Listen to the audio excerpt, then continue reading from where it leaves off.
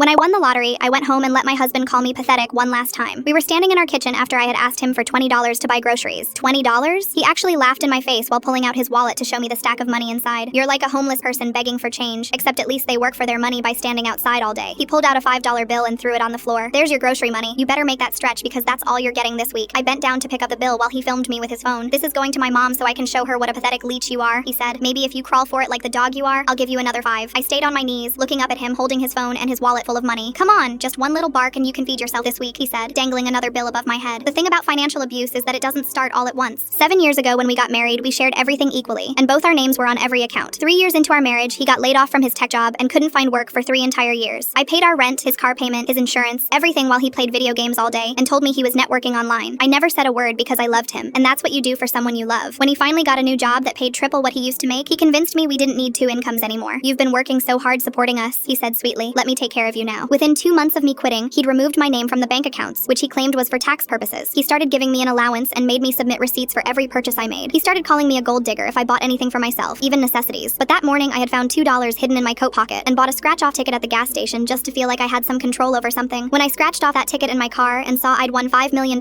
I sat there for an hour just staring at it and planning my next move. Get up off the floor. You're embarrassing yourself, he said, kicking the $5 bill toward me. Actually, you know what? I changed my mind about giving you any money at all. He picked up the bill and ripped it in half, then in quarters, then threw the pieces at my face. There's your dinner. Enjoy eating paper. He walked to the refrigerator and pulled out the steak he'd brought home for himself last night. Watch this, he said, taking a huge bite in front of me. This is what people who actually contribute to society get to eat while parasites like you get nothing. I stood up and brushed the torn money off my shirt. You want to know something funny? I asked, reaching into my pocket. What's funny is that you think I'd waste my time listening to you, he said with his mouth full of steak. No, what's funny is that this morning I won the lottery, I said, pulling out the ticket and holding it up. His face went white before turning red. That's my money too because we're married, he screamed, lunging for the ticket. I stepped back toward the door. Actually, my lawyer says lottery winnings claimed during separation proceedings aren't marital property in this state. His mouth fell open. What separation proceedings? I smiled for the first time in years. The ones I filed this morning after I scratched off this ticket because I knew you'd try to take it all. He dropped to his knees, the same way he'd forced me to kneel moments before. Baby, please, we can work this out, he begged, actual tears forming in his eyes. I didn't mean any of those things I said. I love you. He crawled toward me on his hands and knees. No, I said, walking out the door. You love controlling me, but that's over now. The last sound I heard was him screaming my name as I drove away.